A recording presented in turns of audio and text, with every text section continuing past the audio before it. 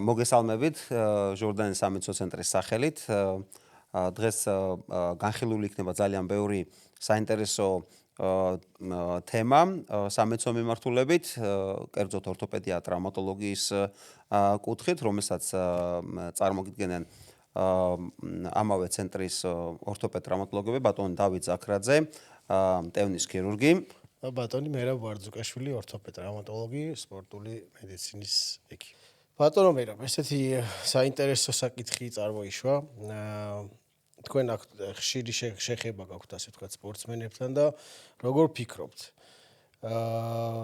რა პრობლემები არის დღევანდელ სპორტში და ზოგადად ბავშვთა ასაკში როგორ უნდა, ასე ვთქვათ, მოვახერხოთ, რომ სწორად განვითარდეს ახალგაზრდა როგორც სპორტსმენი?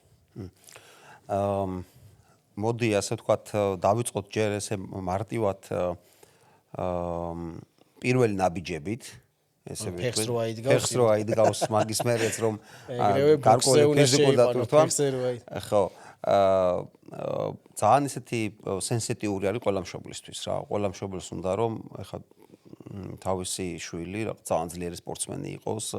მნიშვნელობა არ აქვს რომელ ასე ვთქვათ მიმართულებით წავა. თუმცა ძალიან მნიშვნელოვანია გავითვალისწინოთ ბევრი დეტალი, რომელიც მშობლებმა არ ეციან და ასევე შესაძლოა არ იცოდნენ, ასე ვთქვათ, ამ ზოგადად სპორტში დასაქმებულმა ბევრმა მწვრთნელმა, თუნდაც ან ფიზმუზადების მწვრთნელმა, რომელიც ვინც არის დიახ სპორტში დასაქმებული, რომ კონკრეტულად გარკვეული სპორტული დატვირთვა კონკრეტული ასაკისთვის ზოგი რამე შეიძლება, ზოგი არ შეიძლება. ამისთვის მნიშვნელოვანი არის მანამ სანამ ამ ყველაფერს ასე ვთქვათ გადაწყვეტავს მშობელი რაღაცა გარკვეული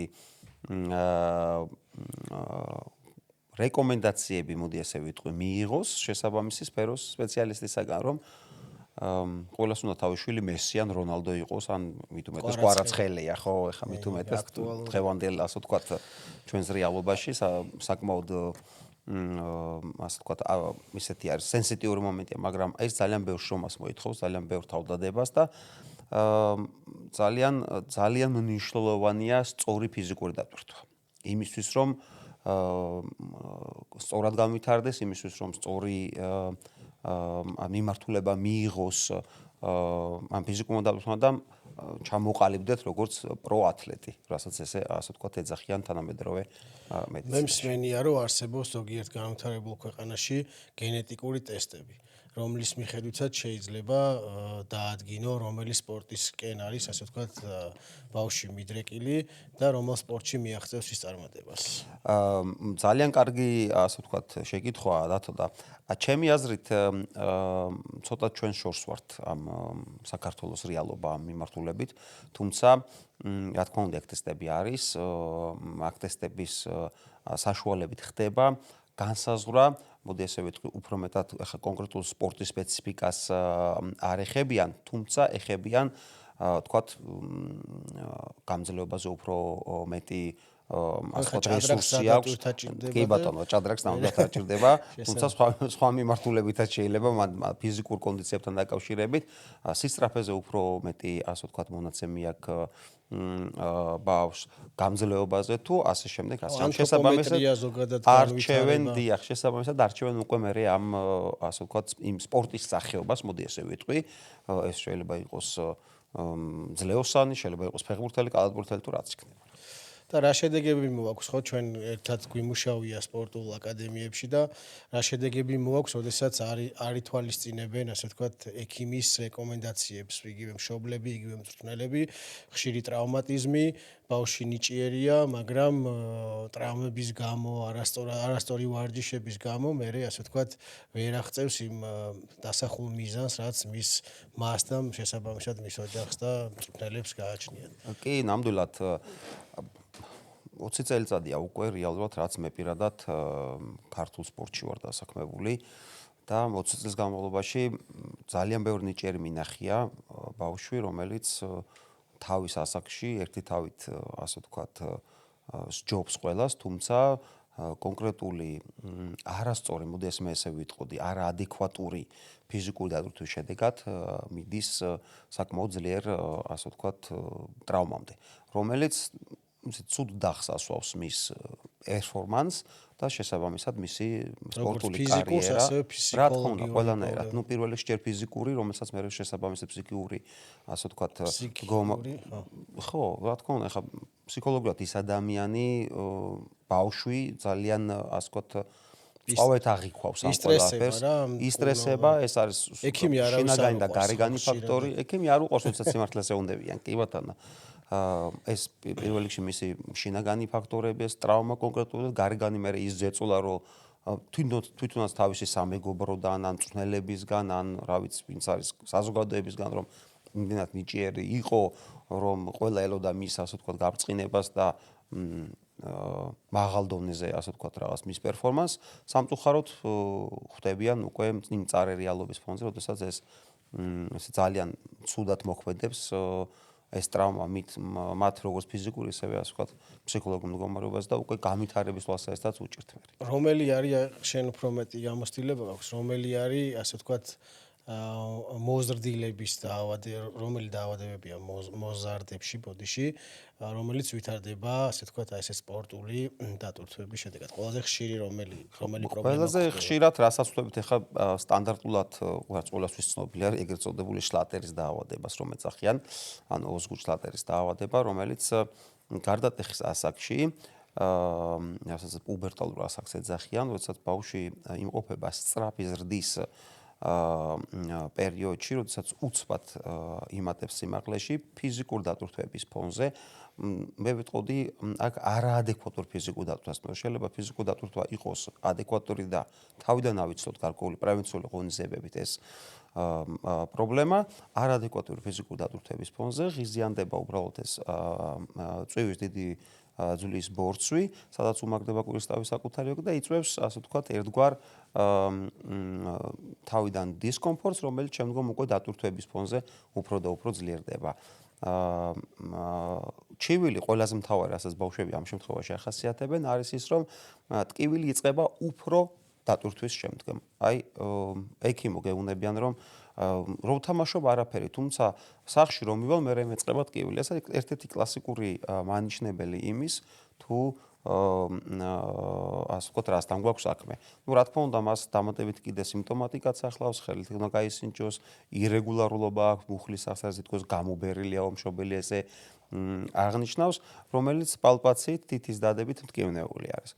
შესაბამისი, ასე ვთქვათ, ჩარევის შემდეგ რეალურად შლატერის დაავადება თავისუფლად შეიძლება იმართოს და არანაირი, ასე ვთქვათ, დაღი მის პერფორმანსზე არ დაასვას. ასევე იგივე არის სევერის დაავადება, როდესაც ეგრეთ წოდებული ქუსლების ტკივილი აქვს, ეხლა მშობლებისთვის მარტივად გასაგებ ენაზე რო ვისაუბროთ, ამ თლად ღრმად მედიცინაში არ წავიდეთ სამედიცინო ტერმინოლოგიით. დაახლოებით იგივე ასე ვთქვათ, სურათი არის, რაც შლატერის დაავადების შემთხვევაში. ამ შემთხვევაში მე როგორც ვიცი, პირველი არის სრული მოსვენება, არავითარი ფიზიკური აქტივობა, მეტიც, ანუ არის შემთხვევები, როდესაც გვჭირდება იმობილიზაციაც კი, იმიტომ რომ ეს პროცესი, რა თქმა უნდა, არის ბავშვობის დაავადება, რომელიც ზასრულობის შემთხვევაში, როდესაც ამ მიდამოში საზრდელი ზონები დაიხურება, ეს დაავადება აღარ ვითარდება, თუმცა ტოვებს თავის შედეგებს, რადგანაც, ასე ვთქვათ, არ გათვალისწინება ექიმის, ასე ვთქვათ, რეკომენდაციების, შესაძლებელია ამან მეგვიყვანოს ქირურგიულ ჩარევამდეც კი, ამიტომ ვფიქრობ, რომ მსგავსი პრობლემების შემთხვევაში აუცილებლად უნდა იქნას გათვალისწინებული ორთოპედ-ტრავმატოლოგის. კი, ნუ პირველი მარტივად რაც შეიძლება ესეთი რეკომენდაცია ასავით რომ მიცეთ, როგორც თქვი, ეხა ადგილობრივად მოსვენებითი მდგომარეობა პირველ რიგში, ანუ კიდური არ უნდა დატვირთო.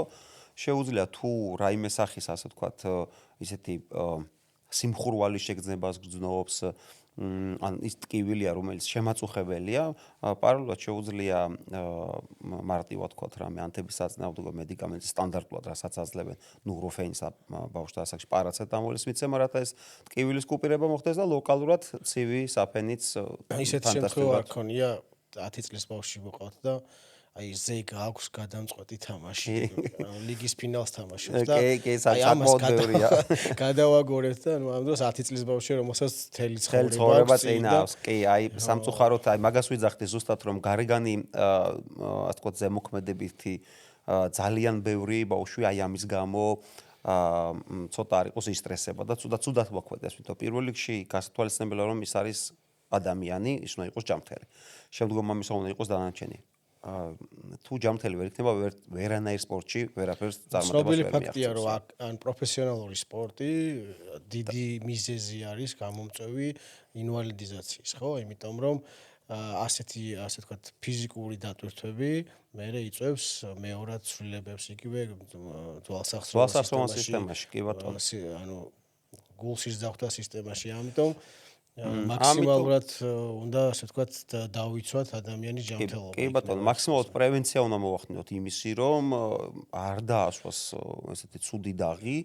ჩვენ როგორც ასე ვთქვათ ექიმებმა ამის რეკომენდაციები უნდა გავცეთ და შესაბამისად ამისა უკვე მერე მწვრთნელმაც უნდა გაითვალისწინოს, მშობელმაც და დანარჩენ მთელი თავის ცხოვრების განმავლობაში, მთელი თავის კარიერის განმავლობაში იმ ასე ვთქვათ სპორტსმენმა, იმ შემთხვევაში მაშინ კი ბავშვია, თუმცა უნდა ეს რეკომენდაციები გაითვალისწინოს და შედარებით ნაკლები ასე ვთქვათ დოზებით ექნებათ ის პრობლემები, რაც არის.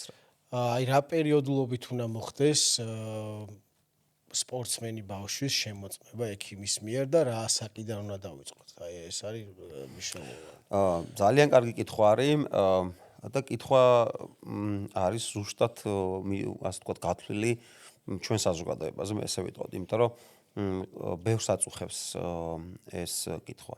შემოწმება მე ცოტა ხო, შენ შეგაწუხა და იმიტომ კი ბატონო ფეხბურთსა დადიშვილი. გავყოთ ორ ნაწილად, მოდი მე ესე ვიტყოდი, იმიტომ რომ ყველაზე მნიშვნელოვანი შემოწმება სპორტში უნდა იყოს გულსიზრდახთა სისტემის, ხო? პირდაპირ ვიტყვი, კარდიოპულმონალური სისტემა უნდა იყოს ჯანმრთელი იმისთვის, რომ დანარჩენი სტრუქტურები მეტნაკლებად იყვნენ მზად იმისთვის, რომ დაიტვირთოს. ესეთი ზოგადი შემოწმება, როგორც ასე იტყვიან ჩეკაპი, თავისუფლად შეიძლება იმ დროს, რა დროსაც მიდის ბავშვი იწყებს ასე ვთქვათ რაღაც გასართობი ტიპის ვარჯიშებს პირველ ეტაპზე 7 წლის ასაკში იქნება პირობითად 8 წლის ასაკში, ეს აუცილებლად უნდა მოხდეს. პედიატრის თვალსაზრისით რომ გამორიცხოს ზოგადი რაიმე სახის ასე ვთქვათ პრობლემა. თუმცა მე ვიტყოდი რომ სადღაც 11-12 წლის ასაკში უკვე რა დროსაც იწყება აი ის ხაზი რასაც გაუსდიახ გარდატეხის ასაკი, მაგ დროს ყველაზე მნიშვნელოვანია რომ უკვე კარდიოლოგით ჩაერთოს იმ მიმართულებით რომ გამორიცხოს ყველაზე მინიმალური სტანდარტი რაც არის, რაც ასე ვთქვათ ევროპის ნებისმიერ ქვეყანაში ტარდება, ახლა მე შვეიცარიის მოდელი მაქვს მაგალითად, ჩემთვის სამაგალითოდ აღებული რომ ყოველთვის ურჩევ რომ მშობელს რომ 11-12 ასაკში მარტივად კარდიოლოგის კონსულტაცია გაიაროს ელემენტარული ელექტროკარდიოგრაფიის გადაღება. და შემდგომ უკვე შესაბამისად თავისი, ასე ვთქვათ, მოქმედება რაც უნდა მოხდეს თვითონ კარდიოლოგის მიერ თუ რამე რეკომენდაციები დაჭირდება. დანარჩენი შემოწმება რაც თქვი დავით, უნდა იყოს უფრო მეტად ორთოპედ-ტრავმატოლოგის მიერ და ეს შემოწმება უნდა იყოს იმ მიმართულებით თუ რამდენად სწორად დგავს ბავშვი ფეხს, რამდენად სწორად იტვირთება მისი ძვალსახსროვანი სისტემა, ხერხემალი. ამას სამედიცინო ენაზე ქვია gait ანალიზი. ესე პოსტურალური, მოდი ესე ვიტყვი, შემოწმება, რამდენად სწორად გავს თვითონ ფეხზე, რამდენად სწორად დგას, რამდენად სწორად ზის. აი ეს ბევრი პატარ-პატარა დეტალი. ეგეც თუნდაც, იმიტომ რომ ძალიან ხშირად მშობლები ჩივიან, რომ აი გაკვეთილების პერიოდში თუნდაც, როდესაც 13 მეცადინი ვაქვს ბავშვებს სახლში, ზოგი წამოწოლილი მეცადინი ყავს. არის. ზოგი ტელეფონით ხო, შეიძლება, ანუ ჩემი შვილები ტელეფონით ხელში მეცადინი. ხო, ეს მოქმედებს ზოგადად. მოვიყვანო თქვენ, ხო? მოიყვანთ. მოიყვანთ, არა პრობლემა და ეს მოქმედებს ზოგადად იმ ასე ვთქვათ, მოდი ცოტა ცუდი ნათქვამია, მაგრამ სხვა თარგმანი არა აქვს ამ სიტყვას. პოზის ჩამოყალიბებაზე, რომელიც არის არასწორი დგომა, ტანდეგობის თვალსაზრისითაც არასწორად იტვირთება და შესაბამისად ეს უკვე მერე მიდრეკილი იქნება ბავშვი ტრავმებისკენ. ძალიან საინტერესოა. კიდე ერთი კითხვა მაქვს თქვენთან ბატონო, ვირა ფიზიოთერაპია. პროცედურები, რომლებიც ასე ვთქვათ, ასეთი ანთებითი პროცესების დროს, სხვადასხვა ტიპის თუ გინდ შლატერის დროს, თუ გინდ სევერის დაავადების დროს, აი რომელი ასაკიდან არის რეკომენდირებული ფიზიოთერაპევტის ჩართულობა, რა პროცედურები არის უმჯობესი გაკეთდეს. იმიტომ რომ ეს მნიშვნელოვანი საკითხია, როდესაც მოდის პაციენტი ასაკის მიხედვით უნდა გაითვალისწინო ამ ასაკში რა შეიძლება და რა არ შეიძლება. ზოგადად ფიზიოთერაპია არის ესე ვთქვათ ერთგვარი ალტერნატიული მედიცინის ერთ-ერთი მიმართულება, მოდი ესე ვიტყვი ალტერნატიული მკურნალობის ერთ-ერთი მიმართულება, რომელიც ძალიან პოპულარულია დღესდღეობით მსოფლიოში, განსაკუთრებით ევროპაში და ჩვენთან მithumetes. სპეციფიურია, ესე ამაზე ცალსახად ერთი აზრი დაფიქსირება, რომ აი გინდა თუ არა 6 წლის მერე შეიძლება და მანამდე არ შეიძლება ეს რაღაც არ არსებობს, თუმცა იშვიათად მინახია მე ყოველ შემთხვევაში ჩემს პრაქტიკაში ბავშვს, რომელსაც 10 წელზე დაბლა დასჭირებოდა რაიმე სახის ფიზიოთერაპიული მკურნალობა, იმიტომ რომ მაგ პერიოდამდე არა აქვთ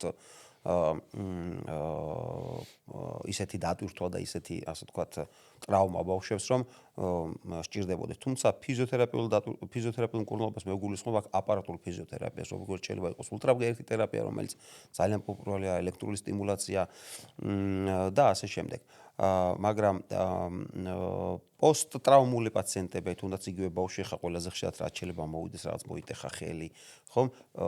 ფიზიოთერაპევტთან მიმართვის თვალსაზრისით ხელის დამუშავება, როდესაც მექანიკური დამუშავება, რომ იმობილიზაციის შემდეგ დიდი ხანი გაჩერებულია და სჭირდება ასე ვთქვათ სახსარს ამუშავება, რომელიც ბავშვი ცოტა თავის სენსიტიურობიდან გამომდინარე დამოუკიდებლად ვერ ახერხებს, მაგ შემთხვევაში თავისუფლად შეიძლება გამოიყენოთ ესეც და ერთ-ერთი ყველაზე უნებელი აპარატურული ფიზიოთერაპიის ასე ვთქვათ საშუალება რაც არის, ეს არის ელექტრული სტიმულაცია, რომელიც ასე ვთქვათ პასიურ მდგომარეობაში კუნთების ელექტრულ სტიმულაციას იყენებს და ესეთი ძალიან ესეთი კარგი შედეგები აქვს რეალურად რეაბილიტაციის პროცესში თვითონ პოსტტრაუმული პაციენტების.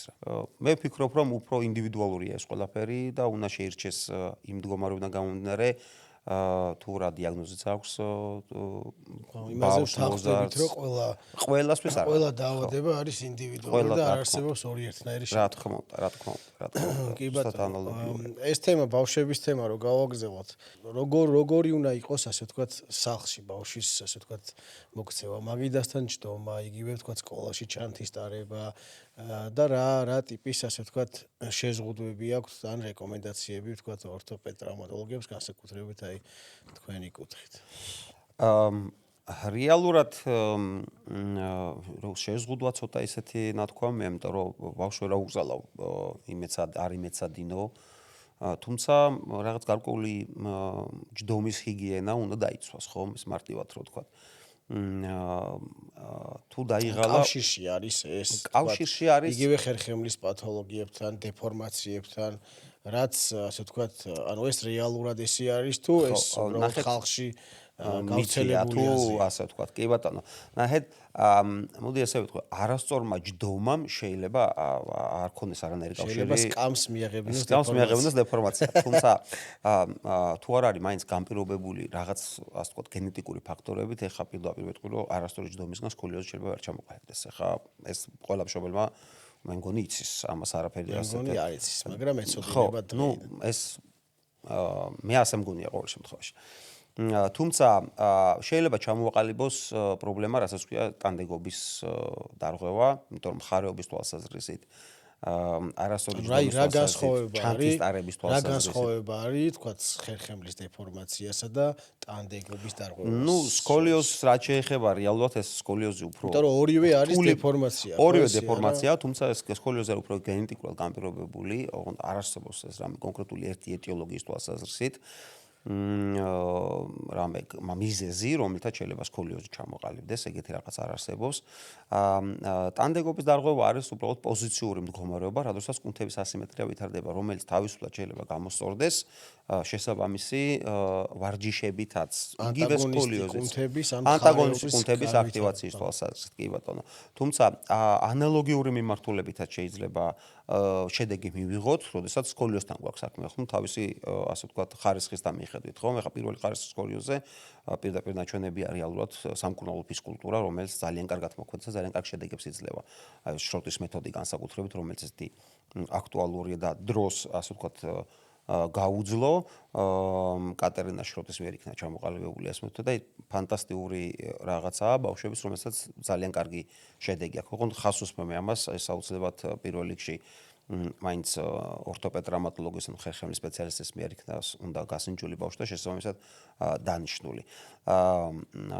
ჩანთის დარება იმდენად მძიმეა ხანდახან რო არ მოგატყუოთ ეხლა ჩანთა მე თვითონ ასე ვთქვათ მქონია გამოცდილება ბავშვებთან ურთიერთობებში მშობელი მეუნება რომ ვერ ატარებს ეს ბავშვი მუდმივად ეს გადაკიდებული ჩანთით, როდესაც მით უმეტეს ფეხით უწევს სიარული ბავშვს სკოლაში ცალმხარეზე. შესაბამისად, როდესაც ეჩვევა უკვე ამ ჩანთის ტარებას მაინდამაინც ერთი მიმართულებით, უკვე მერე ამას დრო ჭირდება, თვეები, ხანდახან წლებიც, უკვე ყალიბდება ეს მხარეობა და აქაც იგივე მომენტი არის.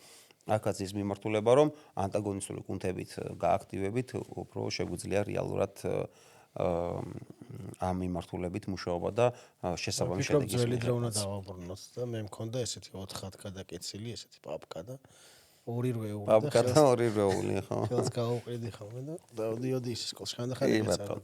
მე მაკითხვა ბატონ დავით, აი ბავშვებთან დაკავშირებით, ხშირ შემთხვევაში ძალიან იმ სპორტულ აქტივობასთან დაკავშირებით რომ საუბრობდით, სანამ ბავშვი ერთ-ერთი მეთოდოლოგია სავარჯიშო პროცესში, სპორტში არის ის, რომ სწორად დაეცე.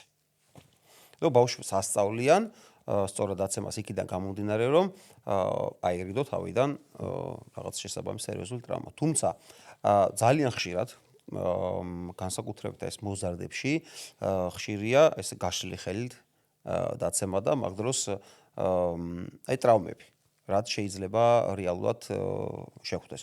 თქვენ რა შეგხვედრიათ ბავშვთა ასაკში, ძალიან ვიცი რომ ეს გამოცდილი ხართ ამ მიმართულებით.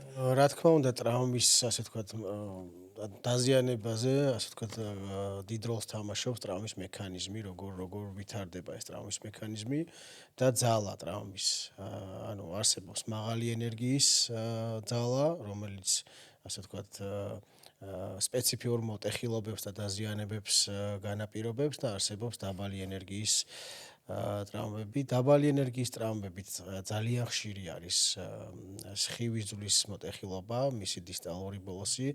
ეს ვითარდება, ასე ვთქვათ, ბავშვთა ასაკში ყველაზე ხშირად, ანუ მთელ ყველა მოტეხილობას შორის არის მეორე ადგილზე და ასევე ასაკოვან პაციენტებში, როდესაც ძვლის სიმკვრივე უკვე პირველ შემთხვევაში ძვალი არის რბილი, სუსტი, მეორე შემთხვევაშიც სუსტია, ოღონდ უკვე ძვლის სიმკვრივის, ასე ვთქვათ, დაქვეითების და გამო. როგორც ვიცით, ჩვენი ძვლები, ასე ვთქვათ, ყველაზე ხშირია პრობლემა ეს არის მოტეხილობა, რა თქმა უნდა, მაჯის არეში, როგორც გითხარით, სხივის ძვლის მოტეხილობა, რა თქმა უნდა, პირველ რიგში საჭირო არის, ასე ვთქვათ, პირველად ტრავმის მიღების შემდეგ ორთოპედ-ტრავმატოლოგის ან გადაუდებელ, ასე ვთქვათ, დეპარტამენტში მიყვანა ბავშვის, სადაც ჩატარდება პირველადი კვლევები. პირველადი კვლევა ეს არის რადიოლოგიური კვლევა, რენტგენოგრაფია. ასე დროს ძალიან ხშირი არის ეგრეთ წოდებული მწვანე ყლორტის მოტეხილობა, როდესაც ასე ვთქვათ, ბავშვური მოტეხილობა, როდესაც მხოლოდ იმობილიზაცია არის საკმარისი გარკვეული ვადით, რა თქმა უნდა, გააჩნია ბავშვის ასაკს და ასაკის მიხედვით დგინდება რა ვადით შეიძლება დავაფიქსიროთ, ასე ვთქვათ, კიდური. მაგრამ არის უფრო რთული შემთხვევებიც, როდესაც ზიანდება საზრდელი ზონა, საიდანაც ძვალი იზრდება, სანამ ვთქვათ, ადამიანი დაასრულებს ზრდას და ხშირი არის ცდომით.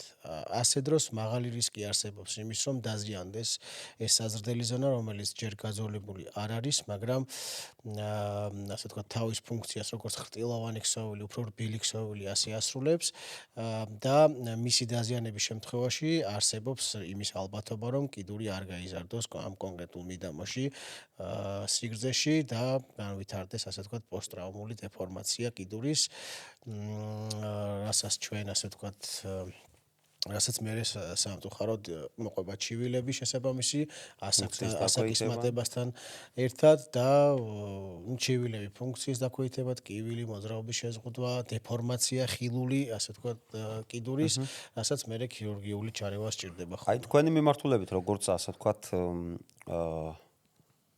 ტევნის სპეციალისტი, მოდი ასე ვიტყვი, რასაც ძირითადად ასე ვთქვათ პრაქტიკაში თქვენ ახორციელებთ ყოველდღიურ პრაქტიკაში. თუ ქონიათ, თუ არის ესეთი კონკრეტულად რომელიმე კონკრეტულ სპორტთან შეჭიდული ტრავმები. სხივმაჯის სახსრებთან მიმართებაში, თქვათ, რა ვიცი, კალათბურთელებში, ფეხბურთში, მეკარეებში, თუ ქონიათ ესეთი ყველაზე ხშირად რომელ შეიძლება იყოს? კი, არის ყველაზე ხშირი ტრავმები, მაგალითად, აი მეკარეებში არის თითების ამოვარდნილობა. ძალიან ხშირად ხდება. მე ბევრჯერ მინახავს, ანუ რადგან მქონია ამის გამოცდილება უშუალოდ თამაშის და ასე ვთქვათ შეჯიბრის პროცესში მინახავს შემხვედრია და ძალიან ხშირი არის ფალანგების ამოვარდნილობა, ასევე ხშირი არის კალათბურთში ეგრეთ წოდებული ჩაქუჩისებური დეფორმაციები, თითების, რადგანაც ამ დროს ხდება, ანუ მექანიზმი არის ბურთი ხდება თითზე, როცა ვერ დაიჭერს სწორად და მზიანდება გამშლელი მყესი, ან ხდება ავულსიური, ანუ ეგრეთ წოდებული ატკეჩვითი მოტეხილობა ძვალთან ერთად და ვითარდება სპეციფიური დეფორმაცია. რა თქმა უნდა, ესეთი მსგავსი ტიპის დაზიანებები არის ამ სპორტისთვის დამახასიათებელი და სპორტი, რომელიც მოითხოვს, ასე ვთქვათ, სპორტი, როდესაც ხდება ფიზიკური, ასე ვთქვათ, დაპირისპირება, კონტაქტი, ხო. ასე დროს ხშირი არის დაცემა და შესაბამისად გარვითარება. რა შეიძლება ვთქვათ იყოს ისეთი რა რეკომენდაციას თუნდაც აი კალათბურთელებში, თუნდაც მეკარეებში რაღაც რამე დაიფიქსიროს რამე თითი თუ ну, რა თქმა უნდა, არსებობს ყველა ასე ვთქვათ გუნდს და კლუბს ყავს თავისი ფიზიოთერაპევტები, რომლებიც ასე ვთქვათ აკეთებენ სპეციალურ ნახევებს ყველა სახსრისთვის, მით უმეტეს თუ არის ასე ვთქვათ ანამნეზში და მანამდე ეგრეთ წოდებული ტეიპი. ხო, რამდენიმე ამოვარდნილობის ეპიზოდი, ასე ვთქვათ, პრევენციას. მე უკვე მოზრდილ ასაკში უკვე თვითონ სპორტსმენები სწავლობენ და იციან ძალიან კარგად რომელი სახსარი როგორ უნდა დაიფიქსირონ. მე გულისხმობ თითებს და მაჯას ხო მიცით რა თქმა უნდა, ყველაზე კარგი ექიმი თვითონ პაციენტია, იმიტომ თვითონ იცის რა და როგორ, ну, რა თქმა უნდა, ჭკვიანი უნდა იყოს, ხო. რა თქმა უნდა, ჩვენ სხვათა შორის აი მაგასთან დაკავშირებით მე და დათოს მოგვიწია ერთად მუშაობა და თუ გახსოვს თბილისის დინამოში თამაშობდა ესეთი ფეხბურთელი ესპანელი ჩისკო მუნიოსი, რომელსაც პირდაპირ ვიტყვი, დიდი ალბათობით არანაირი ექიმი არ სჭირდებოდა, იმიტომ რომ ყველაზე იდეალურად იცოდა მან თავის სხეულს რა სჭირდებოდა. თვითონ მოვიდა და თვითონ გეტყოდა, რომ აი ეს მინდა ეხლა, ეს ასე ვთქვათ, უბრალოდ ჩვენ შემთხვევაში იყო ის, რომ 21-22 წელს იყო უკვე ჩვენთან რო ჩამოვიდა და გამოცდილება დაგროვილი ქონდა მეტნაკლებად თავის კარიერის განმავლობაში, მაგრამ რა ვიცი, აი იმდენად კარგად ქონდა შესწავლილი. თავარია მაგამდე მიხვიდე, მაგამდე მივიდეთ, ხო და იმდენად კარგად ქონდა შესწავლილი თავისი ორგანიზმი, რომ არ სჭირდებოდა პირდაპირ გზნობდა რა სჭირდებოდა.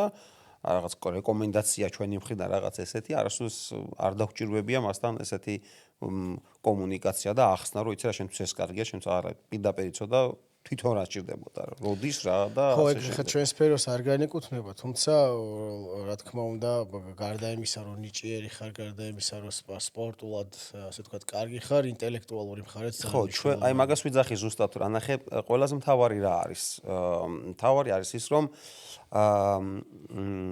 რა მხრივ არის ჩვენთან კვეთაში სპორტის ექიმთან თვითონ ამ სპორტსმენების კავშირი ეს ყველაფერი მას ნასწავლი ქონდა მის ასე ვთქვათ კარიერის დასაწყისში ბავშვობაში რაზეც წეღან ვისაუბრეთ რომ როგორ უნდა მოუაროს თავს რა რეკომენდაციები გაითვალისწინოს ექიმისგან იქ კიდე ემატება სხვა რაღაცეებიც მოდი ასე ვიტყვი ნუტრიციოლოგია და ასე შემდეგ ასე რომ მაგ მიმართულებით ბევრი აქვს სამუშაო ცოტა ასე ვთქვათ ისეთი გადაუხვიოთ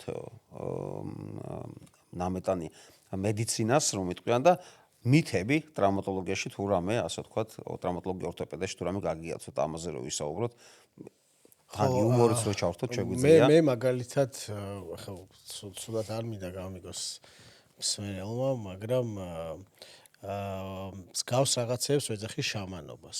ანუ ხო ყველა კუთხისთვის დამახასიათებელი არის ხო, მით უმეტეს ჩვენ ქართულ რეალობაში ტრადიციული მედიცინა სანამ შემოვიდოდა, ასე ვთქვათ, ზოგადად მსოფლიოში იყო არატრადიციული მედიცინა, რომელიც გარკვეულწილად თავის ფუნქციას ასრულებდა. შეიძლება დღესაც ასრულებს, იმიტომ რომ ძალიან ბევრი საშუალებები არსებობს, რომლებიც ოჯახებში საგვარეულო, ასე ვთქვათ, მედიკამენტები და წამლები, რომლებიც დღესაც გამოიყენება და ძალიან, ასე ვთქვათ, დიდი ნდობა არის საზოგადოებაში, იმიტომ რომ მე ხშირად მეკითხები ამ პაციენტები, ასე ვთქვათ, ეს რო გამოვიყენო, ხო არ იქნებოდა კარგი. ანუ ხო, რეალურად ძალიან ხშირია ესეთი შემთხვევები. ყველა კუთხეს თავისი უკუზე პირად ვიცი, რომელ კუთხეში რა მალამო არსებობს, რა საშუალებები. თუმცა მე ვფიქრობ, რომ ტრადიციული მედიცინა, ანუ მედიცინა ზოგადად 100%-იანი არ არის, ხო? თუმცა ტრადიციული მედიკამენტები, რომელთა მოქმედებას და ასე ვთქვათ, დამყარებული არის კვლევებზე და მეცნიერებაზე და არა ვთქვათ სახალხო პოსტით გადაცემულ გამოცდილებაზე, ვფიქრობ, რომ ჩვენ არც გვაქვს მაგის უფლება, რომ სხვა ტიპის, ხო. ძალიან ხშირად ყოფილა შემთხვევები, ასე ვთქვათ, საკვების ტრავმის შემთხვევაში, კარაქის, რაღაცა სხვადასხვა საკვების კომბოსტოს ფურცელი სხვათა შორის გემრიელია, კი. ანუ კარგად მუშაობს რაღაცეებს, სხვათა შორის, კი. ძალიან ვეწინააღმდეგები ახალი ტრავმის დროს სპირტის გამოყენებას, იმიტომ რომ ეს არყის კომპრესი, კი, იმიტომ რომ ეს უფრო ასე ვთქვათ უარეს შედეგს იძლევა. დამწრობას ძალიან ხშირად მინახია მე დამწრობა და ანუ სპირტი აფართოვებს სისხლძარღვებს და იმის მაგილად რომ ჩვენ აქ შევავიწროვოთ სისხლძარღვები ტრავმის შემთხვევაში რო არ განვითარდეს შეშუპება, პირიქით ხელს უწყობთ სხვა ისეთი მითი არ ვიცი, შენ ხო არ ქონია რამე? იგივე შემიძლია გითხრა აბსოლუტურად, ძალიან ხშირად ყოფილა ჩემს, ასე ვთქვათ, ყოველდღიურ პრაქტიკაში, განსაკუთრებით ეს სპორტის მიმართულებით, როცა უფრო აქტიურად ვიყავი, რომ მეტყვიან. ძალიან ხშირად ყოფილა ასე ვთქვათ, მალამოების ხმარება, რომელსაც არა მარტო მალამოების, მოდი ესე ვიტყვი, დასალევის საშუალებებიც რაღაცა ეგრეთ წოდებული ადრე ჰიმალაის სოკოს ნაყენზე როცა მიდიოდა საუბარი, ფანტასტიკური საშუალება იმისთვის რომ ენერგია აღიდგინო, განიწმინდოს ორგანიზმს და რაღაცა სამწუხაროდ ცოტა ცუდი მიმართულებით წასულა და მე უკვე მოგვიანებით აღმოუჩენია პაციენტს ეს საავადმყოფოში რო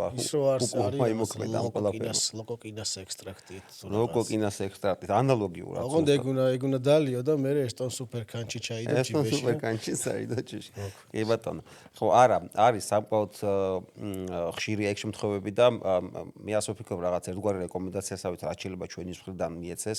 სწორად აღნიშნე შენ აქ არის მტკიცებით მედიცინაზე საუბარი ჩვენი მხრიდან და ის მედიცინა რომელიც არის მოდი ესე ვიტყვი არატრადიციული, მაგრამ ჩვენ ვეძახით ტრადიციულ ქართულ მედიცინას, ესე ვიხმარ სახალხო გამონათქვამს, რომელსაც არ აქვს არანაირი საფუძველი, არანაირი ასე ვთქვათ კვლევების საფუძველზე არ არის დადგენილი მისი მოქმედების მექანიზმი თუნდაც და ამიტომ ეს არის ალბათ უფრო პლაცებო ეფექტის თვალსაზრისით უფრო მეტად, თუმცა ამ პლაცებო ეფექტთან დაკავშირებით ძალიან ასე ვთქვათ ხშირად ქონია მე ჩემს ყოველდღიურ პრაქტიკაში ის მომენტი რომ ბანალური მულტივიტამინი მიმიცია პაციენტის და მithქვია რომ ესე ბჭყალებში რომ მithქვიან დოპინგია, იმიტომ რომ დოპინგი რატომღაც გონიათ რომ გაფრინდება ადამიანი რომ მიიღებს ამას, ეს არის უბრალოდ დოპინგს, იმიტომ ეძახიან რომ აკრძალული პრეპარატია. და ისეთი შედეგი, საოცარი შედეგი, ასე ვთქვათ, ფსიქოლოგიაში ძალიან დიდი მნიშვნელობა აქვს და განწყობას თუ როგორ განეწყობი ამ მიმართულებით. ჩვენ ძალიან რთული ის გვაქვს პროფესია, იმიტომ რომ გარდა იმისა, რომ ჩვენი დარგი უნდა ვიცოდეთ კარგად, კარგი ფსიქოლოგებიც უნდა ვიყოთ და ყველა პაციენტს სჭირდება ინდივიდუალური მიდგომა და ხო, ანუ უნდა გაუგოთ უნდა გაუგო პაციენტს, უნდა შეხვიდე პირველ რიგში პაციენტის მდგომარეობაში მიმართულებით, რომ რაღაც თანაგრძნობა უნდა იგრძნოს. ეს არის ყველაზე ერთი ქალბატონი ყავდა ორი კვირის წინ და მოკლედ აღმოჩნდა რომ ტაიკვანდოთი არის დაახლოებით 60 წლის ქალბატონი იყო. ტაიკვანდოთი იყო დაკავებული და მაჩვენებს პოზას რა პოზაში ტკივა და ესე გააკეთა და ჩადგა ეს ფეხი უკან გაწია და ამ პოზაში მტკივაო. ესეთი პაციენტებიც არიან. მე შემეშინა უმეტი ხა დამარტყავს. კი, არა. უჩვეულო, მოდი ასე ვიტყვი, უჩვეულო ტრავმა თუ ქონია რამე ისეთი უცნაური, მოდი ასე ვიტყვი, რაღაც ისეთი თუნდაც მექანიზმი, რომლის საფუძველზეც პაციენტს ასე ვთქვათ მოსვლია ეს ტრავმა. ესეთია. მე კურიოზულ მომენტს გავიხსენებ. სახელს და გვარს არ ვიტყვი, არ აქვს მნიშვნელობა. ჩემი ერთ-ერთი ასე ვთქვათ სპორტული აქტიური დღის ფონზე საზოგადოებრივ იმყოფებით გვაქვს გადამწყვეტი თამაში და თამაშის წინა დღის ვარჯიში არის და ჩვენ ორივე კარგად ვიცნობთ იმ ადამიანს ძალიან ცნობილი სპორტსმენი პიროვნება საყვარელი ადამიანი ფანტასტიკური და ვარჯიშის მერე ბურთების შეგროვების დროს ეს ადმინისტრატორს დიდი კალათა აქვს სადაც აგროვებს ამ ბურთებს მოდი აბა თუ ჩააგდებო თუ ჩავაგდებო უпроსტորად ამ ერთ-ერთმა ფეხბურთელმა.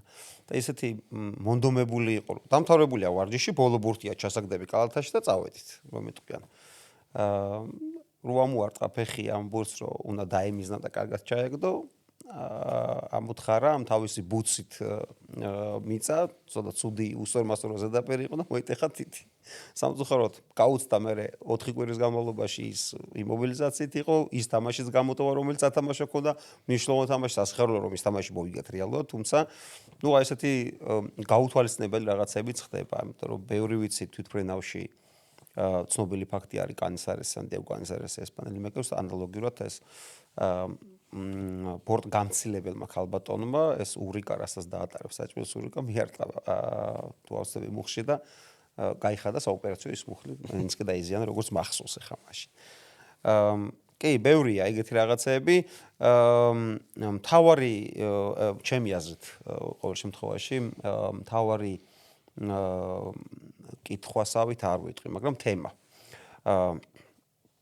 ქალები სპორტში რა აზრის ხარ? ცოტა ხანში მოგახსენებ მაგასთან დაკავშირებით. ეცი რა არის ქალები სპორტში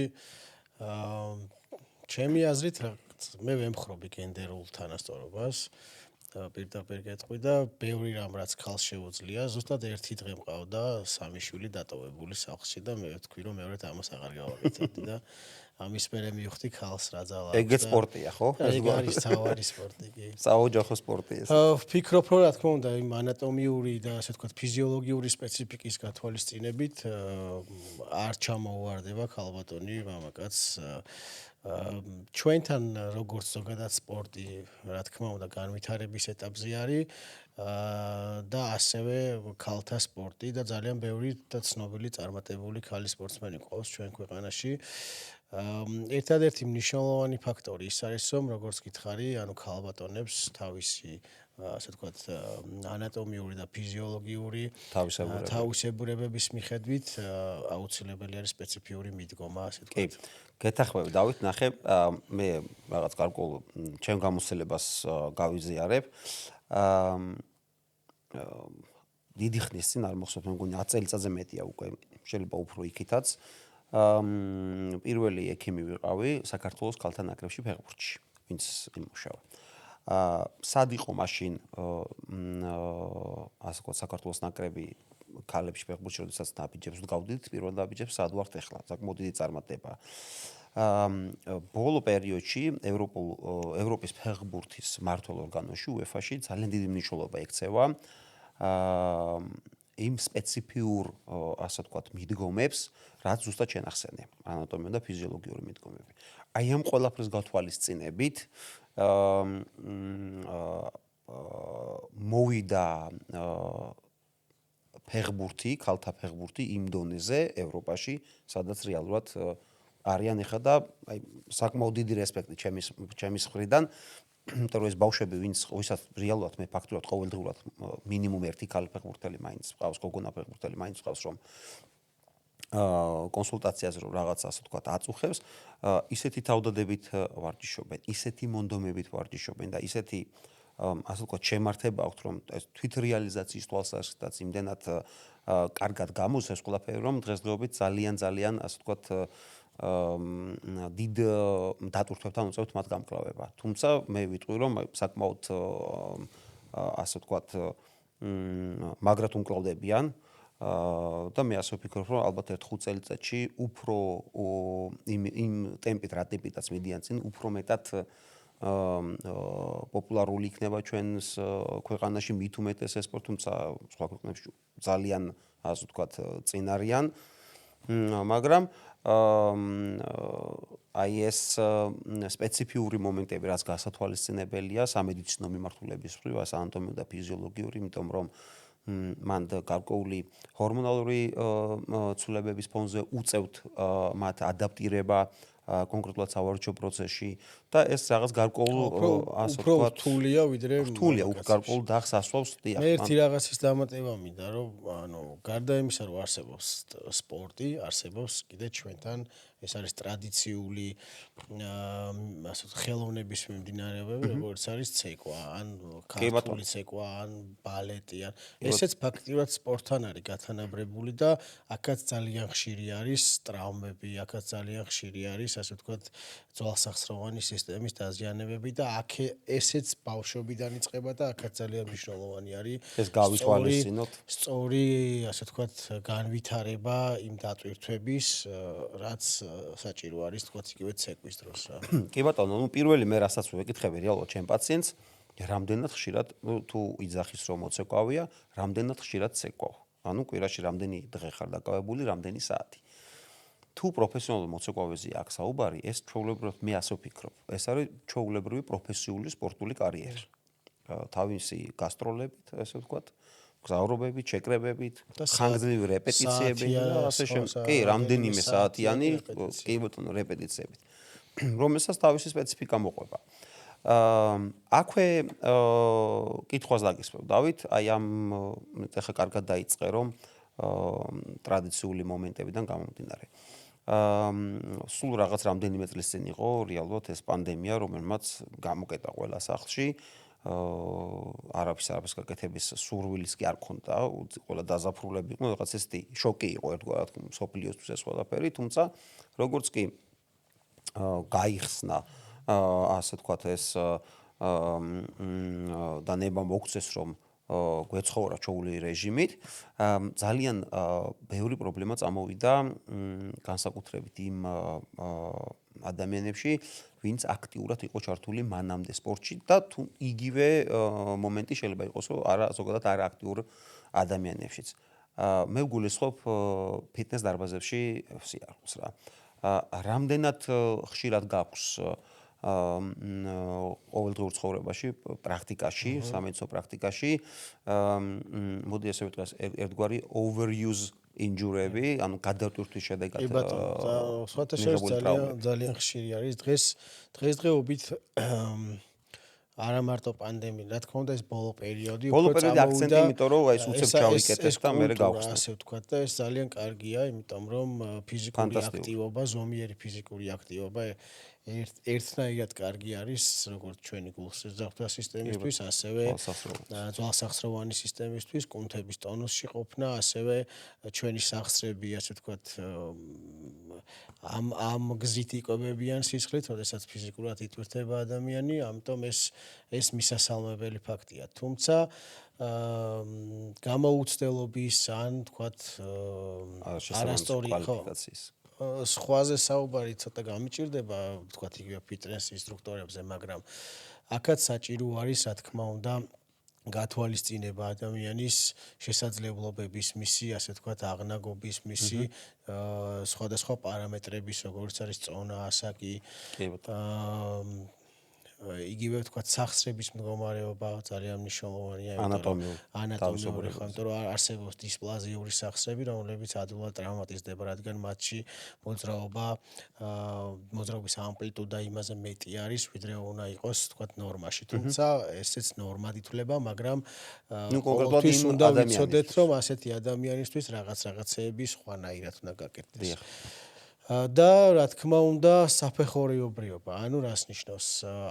ახალ ბედასთვის ეს უნდა იყოს დატვირთვა, უნდა იზრდება ზრდადი ტემპით უნდა იყოს და არ შეიძლება ყველასთან ერთი და იგივე სისტემის და ერთი და იგივე, ასე ვთქვათ, ვარჯიშების ერთქვაში არ უნდა მოიხარშოს ყველა. ნამდვილად.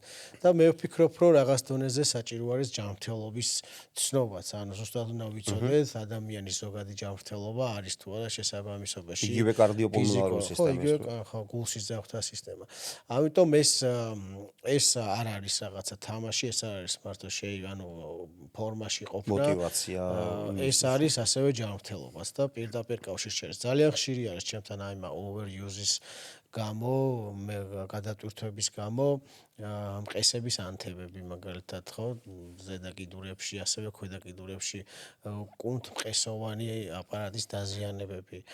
შესაბამისად ეს ყველაფერი, ასე ვთქვათ, სწორად იძენს ხოლმე მე ქრონიკულ სახეს და რაც იწვევს მეორადად უკვე ქსოვილების გადაგვარებას იმ მიდამოში ანთებითი პროცესის გამო და მე უფრო რთულდება, ასე ვთქვათ. აი მან ზუსტად დავამატებ ერთ რაღაცას, რომ ყველაზე ხშირად რეალურად მე რაც მინახია ჩემს ყოველდღიურ პრაქტიკაში არის ის, რომ ეგრეთ წოდებული ხტომელის მუხლი. ეს ხტომელის მუხლი jumper's knee, ესეთი ცნობილი ფრაზა არის.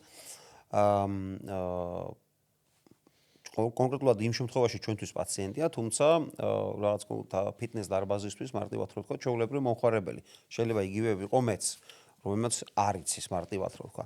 თუ რა დატვირთვა მივიღო მარტივად მაგიტომ არ დავდიხარ ჯიმში. შეიძლება ტრაუმა მივიღო. შეიძლება ტრაუმა მივიღო. კი, არა, ჯიმში შეარული აუცილებელია, ფიტნესის დაკავება აუცილებელია, როგორც შეინძახი, როგორც რა თქმა უნდა გარკვეული დოზირებით. ძალიან ხშირად უწევთ პაციენტებს რაღაც კონკრეტული ერთგვარი მოძრაობების გამეორება. რომელიცაც მიყავს ეს პირობითად ვთქვათ ახლა მუხლის ახსას კონკრეტულად და ხერხემალი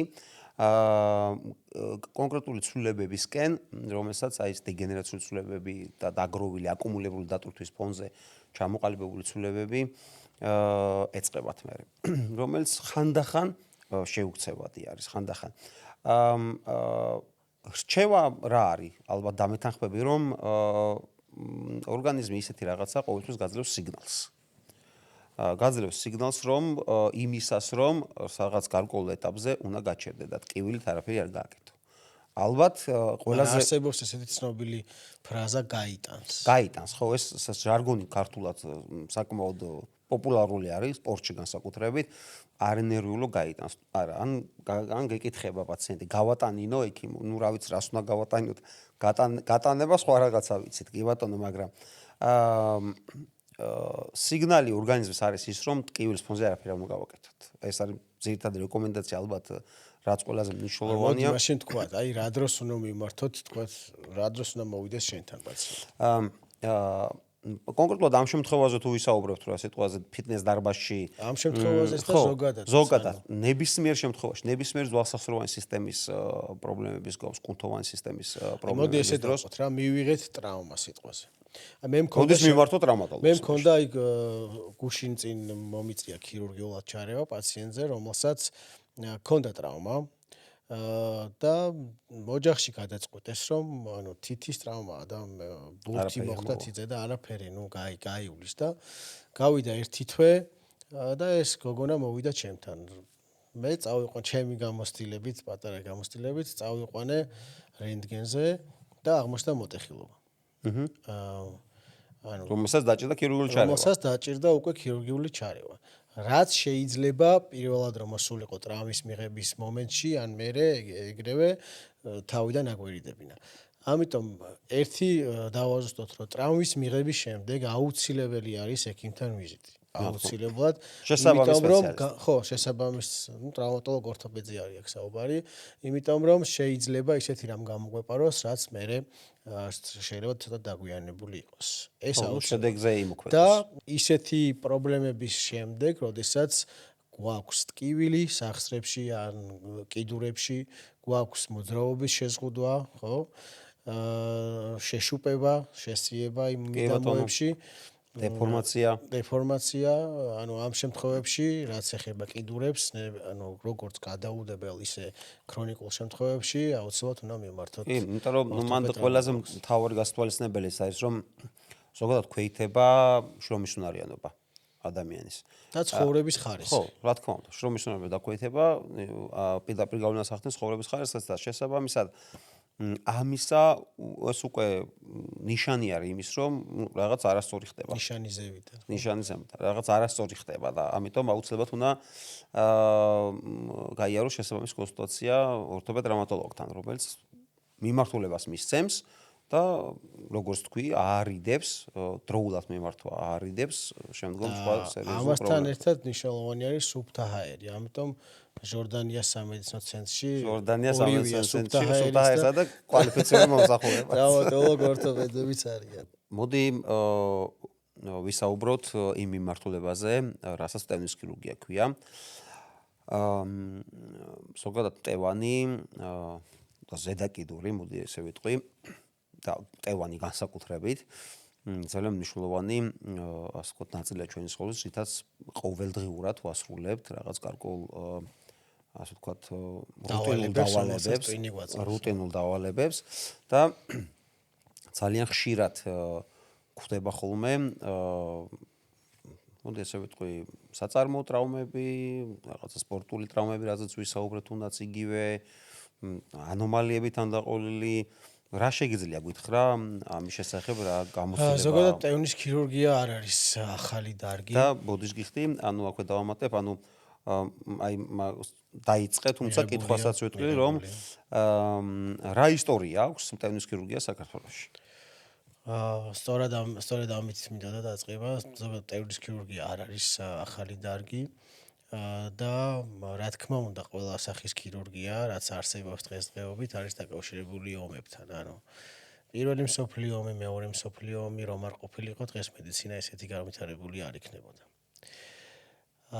რაც შეეხება ჩვენს ქვეყანაში, არსებობდა ორი, ასე ვთქვათ, ფრთა, ეს იყო პლასტიკური ქირურგების მიერ დაარსებული, აი მაგალითად ივა კუზანოვი, ნაცვლიშვილი იყვნენ ესეთი არიან და იყვნენ ესეთი ქირურგები, ვინც დაარსეს მტევნის ქირურგიის მიმდინარეობა, განყოფილება და ასევე ღუდუშაური, რომელმაც ასევე ასე ვთქვათ რუსეთიდან ჩამოსვლის შემდეგ დაარსა მტევნის ქირურგიის განყოფილება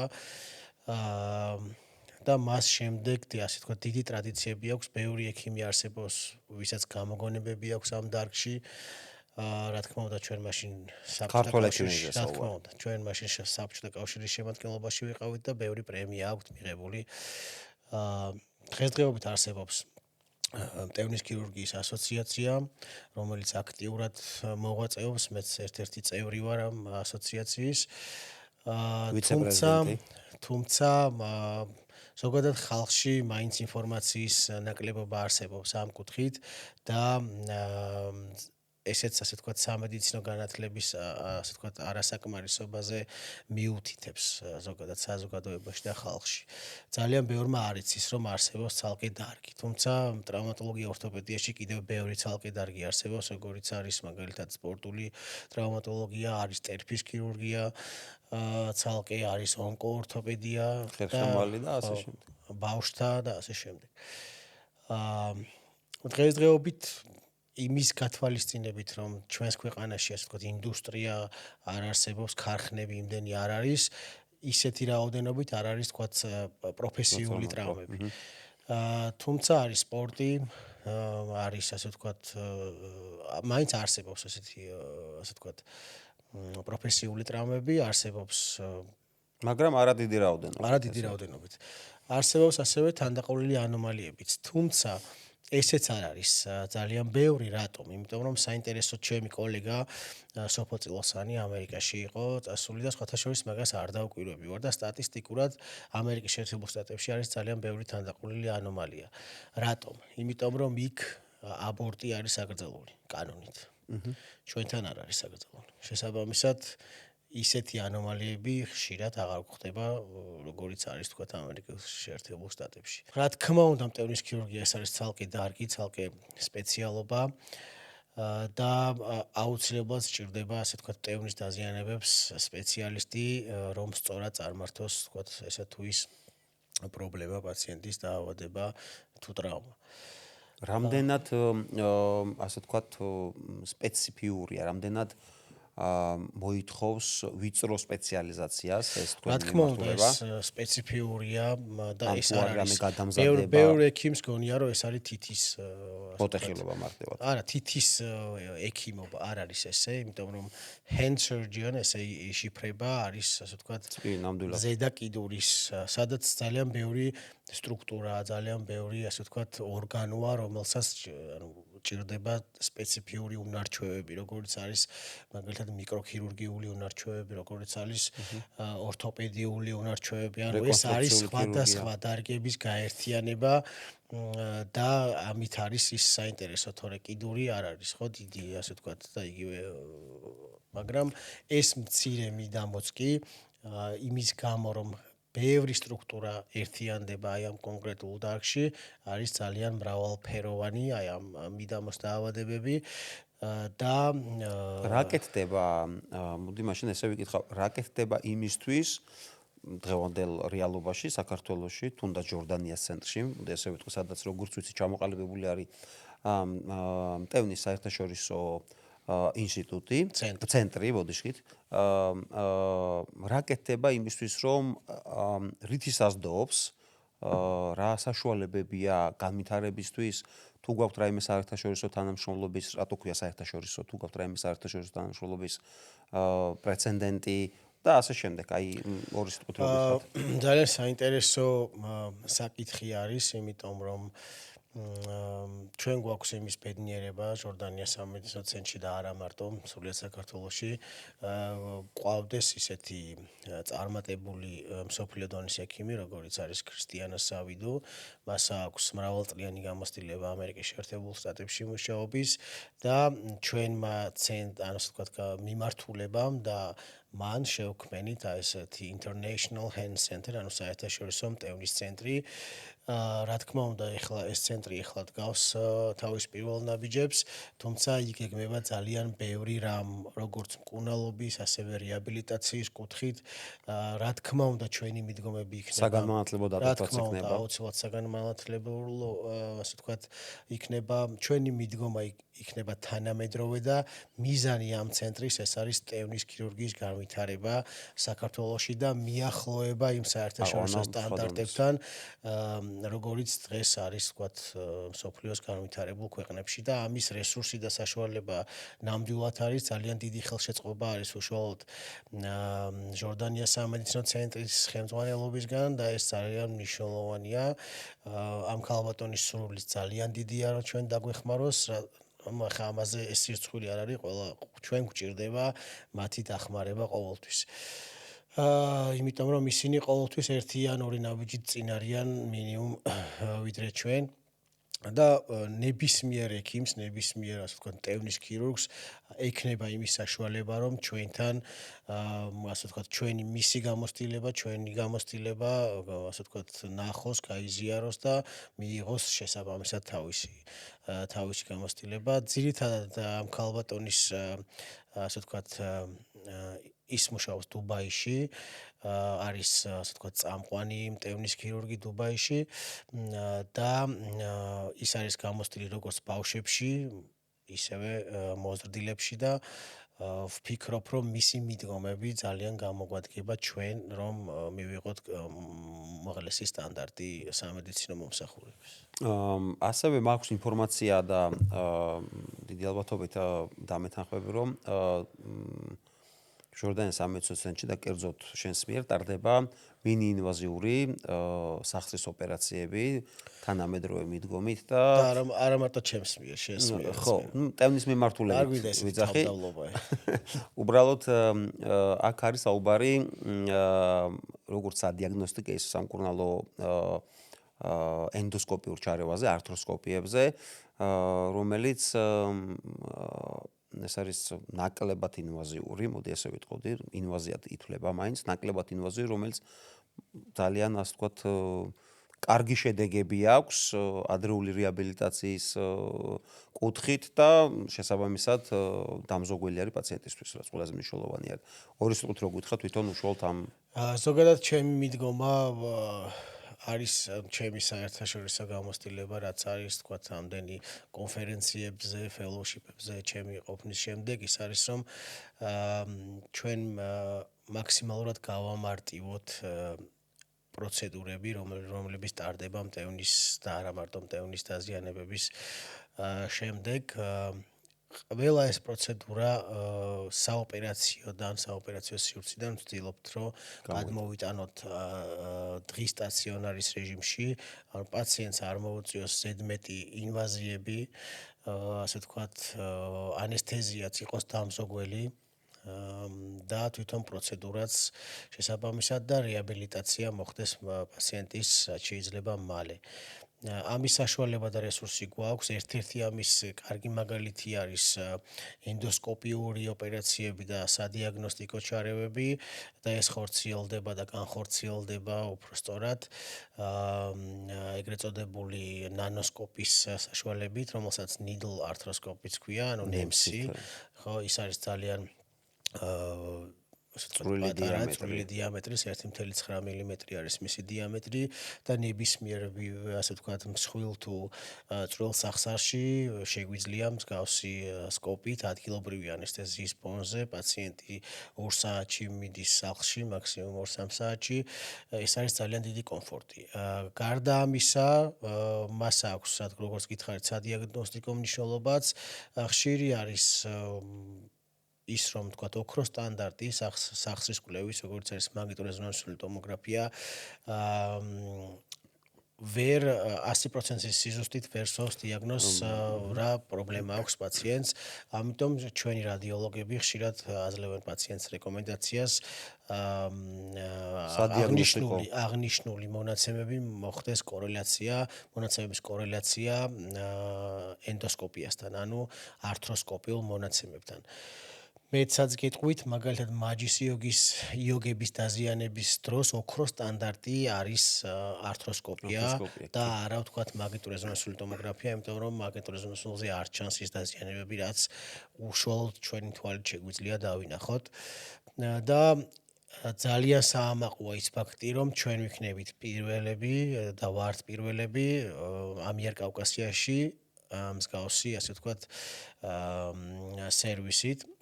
და ჩვენი ასე ვთქვათ თანამშრომლობა გვაქვს Arthrex-თან, ეს არის ცნობილი კომპანია მსოფლიოში, ლიდერი ნამდვილად ამ მიმართულებით, კი ბატონო, ყოველ შემთხვევაში სამეულში აუცილებლად შედის მსოფლიო სამეულში და ვფიქრობ, რომ ეს მაღალ ტექნოლოგიური და დამზოგველი ჩარევები ძალიან საინტერესო და პროდუქტიული იქნება ჩვენი მოსახლეობისთვის.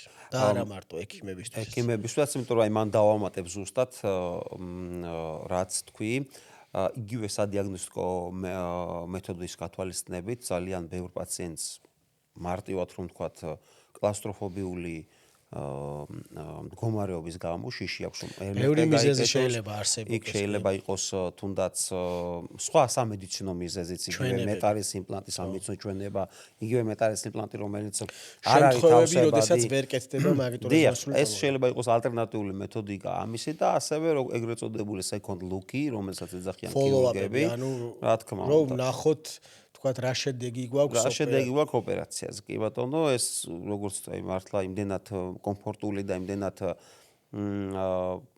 მარტივია, რომ ახლა 2 მმ-იანი დიამეტრის NEMS-ი მარტივად რო თქვა, რომ შევა მუხლის სახსარში, რომელსაც პაციენტი ფაქტიურად ვერაფერს ვერ გზნობს, რომ იტყვიან და ზის, მე მაქვს ნანახი რეალურად პირველად რამდენიმე წლის წინ ეს ასე ვთქვათ პროცესი და შემდგომ უკვე გაკეთებული გვაქვს ჩვენ ერთად ეს ყველაფერი იმდენად კომფორტულია, რომ ალბათ მე ასე ვფიქრობ, ძალიან ბევრი პაციენტისთვის და ექიმისთვის იქნება ეს რაღაც გარდამტეხი მომენტი, როგორც კურნალობისთვის, ისე ასე ვთქვათ სადიაგნოსტიკო საშუალებისთვის. კი ბატონო.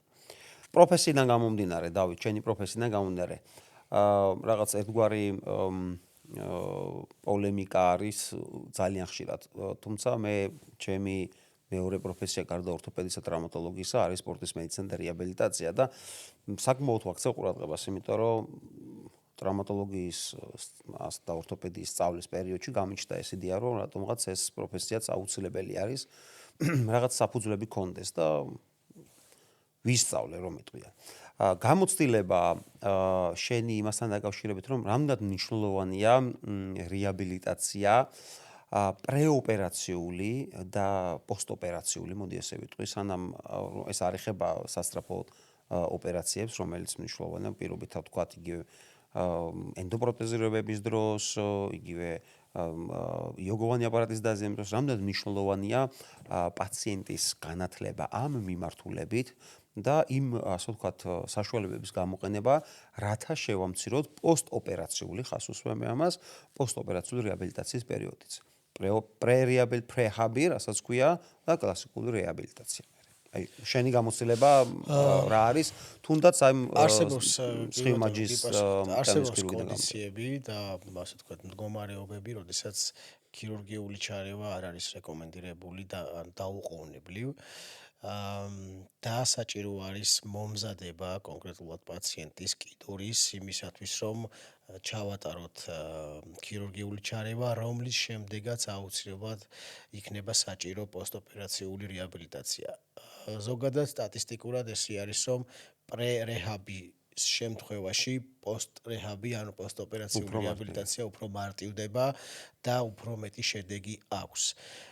ჩემი, ასე ვთქვათ, მიზანი ზოგადად პაციენტის მკურნალობის დროს არის ის, რომ თუ არ არსებობს რაღაცა პირდაპირი ჩვენება ქირურგიული ჩარევის, ყოველთვის ვიწყებთ დამზოგველი, ასე ვთქვათ, და უფრო მარტივი გზებით პრობლემის მოგვარების მეთოდების ძიებას და მეთოდებით და მერე გადავდივარ რთულისკენ. ვიღაცამ შეიძლება იფიქროს, რომ ეს არის რაღაცა, ასე ვთქვათ, მეტი დროის ხარჯვა პაციენტისთვის, ან იგივე ფინანსური საკითხი, რაც დღესდღეობით ძალიან მნიშვნელოვანია, მაგრამ თუ არ არის ნაცადი მსგავსი ტიპის, ასე ვთქვათ, ღონისძიებები, მსგავსი ტიპის კონსერვატიული მკურნალობის მეთოდები, მე ვფიქრობ, რომ პირდაპირი ჩვენების გარდა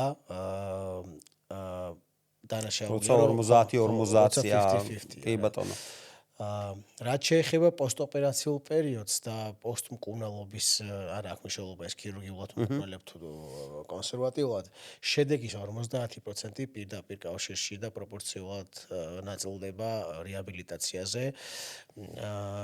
თქვათ იმობილიზაციის შემთხვევაში, როდესაც თაბაშირი არის პაციენტს 2 თვე, იქ ჯანმრთელ სახსარზე რო დაადო, აუცილებლად იქნება შეზღუდვა და მოხსნის მერე ზოგიერთ პაციენტს გონია, რომ ჩვეულებრივად ყველანაირი ჩივილების გარეშე თავისუფლად ამოძრავებს კიდურს, მაგრამ ესე არ არის, იმიტომ რომ 2 თვე ჯანმრთელი სახსარი რო ჩაკეტო, იქ იქნება, ასე ვთქვათ, კონტრაქტურა რაღაც გარკვეული მოძრაობების ფუნქციის და ჩივილებით კივილის სახით. ამიტომ კიდევ ერთხელ გავმეორდები, რომ შედეგის 50% დამოკიდებული არის რეაბილიტაციაზე, რაც მოიცავს თავის მხრივ ფიზიოთერაპიას, სპეციფიურ ვარჯიშებს, სამკურნალო ვარჯიშებს და ეს პროცესი არ არის ერთთვიანი, ორთვიანი, ეს არის ხანგრძლივი პროცესი, რომელიც მიმართული არის საბოლოოდ მაქსიმალური შედეგის მისაღწევ. კი. დაგეთანხმები ნამდვილად, იმიტომ რომ პაციენტების უმეტესობას ყოველ შემთხვევაში მე ხარ ჩემ ყოველდღიურ პრაქტიკაში რაც შეხებაც მქონია ბოლო რამდენიმე წელიწადია არ აქვთ სამწუხაროდ ის მოდი ესე ვიტყვი ინფორმაცია, შესაბამისი ინფორმაცია არ არიან დაკვალიანებული იმ მიმართულებით, რომ აი დაიგეგმა ოპერაცია 2 თვის მერე, ხო პირობითად, აი 2 თვის სახში უნდა ვიჯდე ექიმო, ხო ხვდებით, აი ისეთი მომენტი აქვს პაციენტს, რომ არ იცის რა გააკეთოს. ნებისმიერ ძვალსახსროვანი სისტემის მოდი ესე ვიტყვი არაოპერაციული მარტივად ვთქვათ ართროზული პაციენტებისთვის, გონართროზისთვის, კოქსართროზისთვის ჟარგონულად მენჯვარძაყის ხო ჟარგონულად ვთქვა ესე ქართულ ჟარგონად მარილების მქონე პაციენტებისთვის ამერიკის ტრავმატოლოგთა ორთოპედთა ასოციაციის მიერ, ამერიკის რევმატოლოგთა ასოციაციის მიერ, ამერიკის ოჯახის ექიმების ასოციაციის მიერ პირდაპირ წერია, რომ პირველი არჩევანი რეალურად მარილი არ ჭამოს პაციენტი. მარილი არ ჭამოს პაციენტი. ხო, იუმორი კარგია, ნამდვილად მწარი არ ჭამოს და მარილიანი არ ჭამოს. პირველი არჩევანი არის სამკურნალო ფიზკულტურა. იმდენად მარტივ ვარჯიშებს შეუძლია, იმდენად კარგი. ის არა სკოლაში რო ქონდა. სკოლაში რო ქონდა ზემკლავი, გამკლავი, ეგეთი არა, კი ბატონო, წინკლავი და ეგეთი რაღაცა. იმდენად მარტივმა ვარჯიშებმა, რომელიც ალბათ 5-6 სახეობის შეიძლება მისცეს პაციენტს შედეგი, რომ თვითონ პაციენტსაც არ ეჭიროს, მაგრამ ერთი პრობლემა გვაქვს ჩვენ. ზოგადად სუსტრაფები ვართ ქართველები, ყველაფერი ძალიან სწრაფად გვინდა, ეს არ ხდება ერთ დღეში. ამას სჭირდება ეს რუტინულად, სისტემურად მიდგომა, ეს უნდა აეხსნას პაციენტს, უნდა იცოდეს, ასე ვთქვათ, რას ელოდოს და როდის დაახლოებით და მე დარწმუნებული ვარ, რომ ამას ძალიან კარგი შედეგი შეიძლება მოხდეს. ხო, ანუ ინფორმაციის მიწოდება ძალიან მნიშვნელოვანი არის. ამისთვისაც ვართ აქ ჩვენ ზუსტად ადამიანს რა აწუხებს, გაინტერესებს მისი, ასე ვთქვათ, ანამნეზი, ანუ რა იყო მიზეზი ამ ყველაფრის, ხო არსებობს თუ არა გენეტიკური წინასწარ-განწყობა, ანუ ვინმე საგვარეულოში ქონდა თუ არა მსგავსი პრობლემა.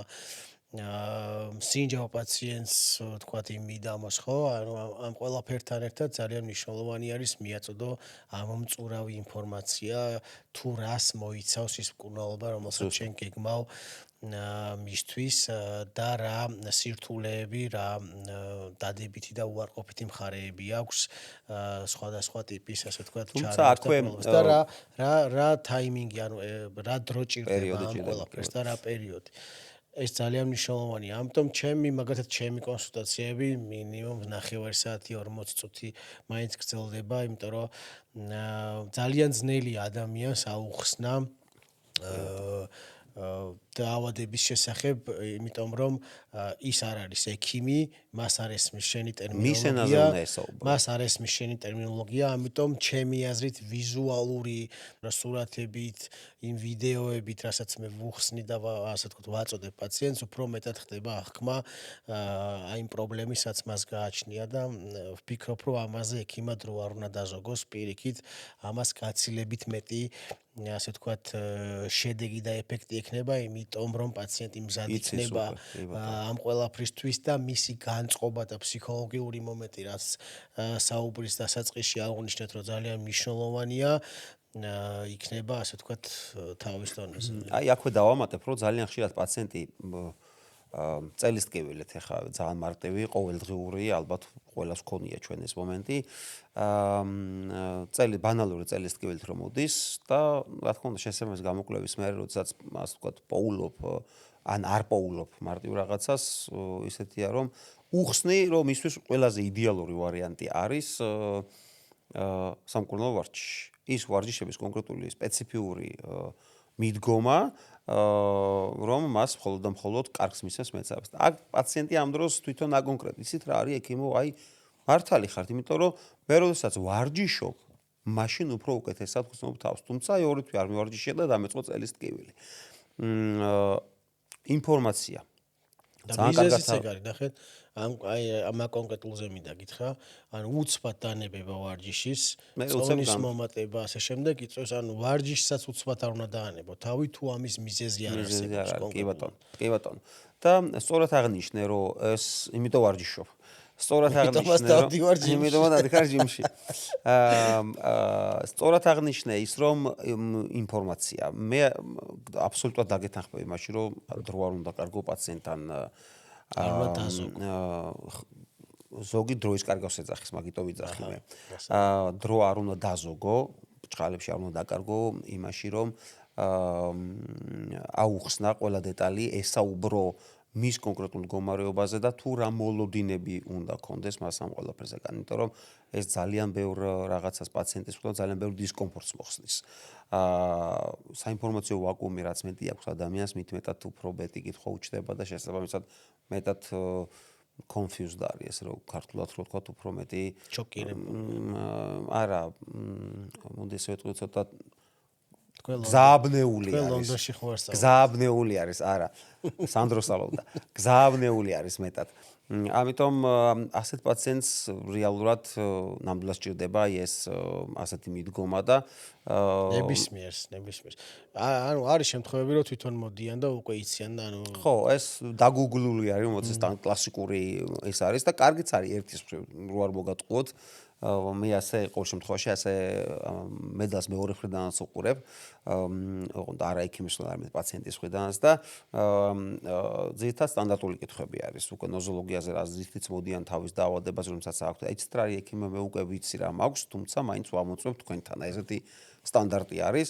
კარგია რომ ამოწმებ, კარგია რომ ესეთი რაღაცა, მაგრამ ის სპეციფიური მომენტები, რასაც მარტივად ვთქვათ, ვიკიპედია და Google არ გაძლევს, იმიტომ რომ PubMed-ში და იმაში ვეღარ ძრებიან. 12 წელი უნდა რომ ხო, რასაც გამოცდილება და სწავლა უნდა რომ მოგწეს, აი ამას უკვე მე ამ განსხვავებას ცდილობს რომ ექიმა უკვე აუხსნას. ჩვენ თუ აქვს პატივს იმ 12 წელს დახარჯულ 12 წელს მაინც ეცით პატივი, ხო? კი ბატონო. კარგი. დავით, რაღაც ესეთი საბოლოო რეზიუმესავით რომ გავაკეთოთ რა ამ ყველაფერთან დაკავშირებით.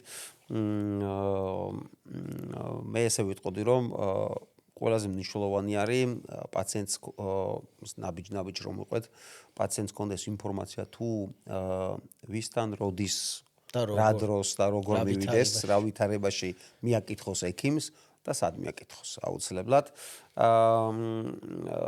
რა თქმა უნდა სუფთა ჰაერზე და პროფესიონალ ორთოპედთან ერმილebedias 33-ში პროფესიონალ ორთოპედ ტრავმატოლოგებთან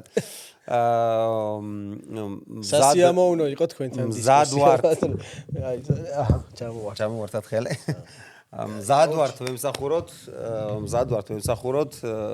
ყველას საქართველოს დაცვემსახურებით ასე რომ რა ვიცი ალბათ მომავალ პოდკასტამდე ხო? მომავალ შეხვედრამდე. მომავალ პოდკასტამდე.